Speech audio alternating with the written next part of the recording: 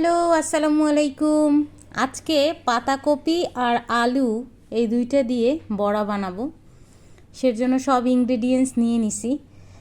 এখন যেটা দেখাতে আসছে সেটা হচ্ছে দেখেন মরিচের গুঁড়োর কালার, হলুদের গুঁড়ো, এগুলো সব হচপচ অনলাইনে আপনারা পেয়ে যাবেন আমার পেজে।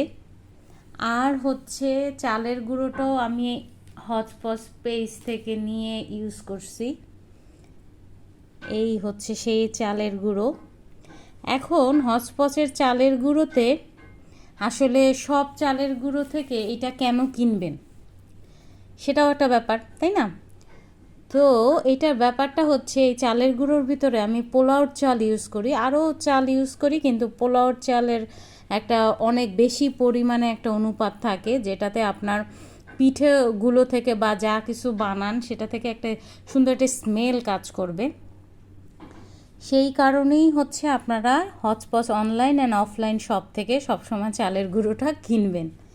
আজকে পাতাকপির বড়া বানাবো এবং এছাড়া হচ্ছে আরও পাওয়া যায় কি, আরও পাওয়া যায় এখানে ভেষণ। এই হচ্ছে ভেষণ, আরও এখানে ভেষণ পাওয়া যায় হচপচ অনলাইন অ্যান্ড অফলাইন শপে। ভেষণও আমি দিব, দিয়ে দেন এটাকে মিক্সড করে বানাবো। আপনাদের সাথেও একটু শেয়ার করতে আসলাম আর একটু জানায়ও গেলাম যে কি কি পাওয়া যায় হচপচ অনলাইন অ্যান্ড অফলাইন শপে। ওকে, আজকে এ পর্যন্তই, বিদায় নেই। অবশ্যই বানায় যদি সুন্দর হয় তাহলে অবশ্যই ছবি দিব আপনাদেরকে। আর সুন্দর তো হতেই হবে যেহেতু সব খাঁটি মশলা দিয়েই এটা তৈরি করা হচ্ছে। ওকে, আল্লাহ হাফেজ, ভালো থাকেন সবাই।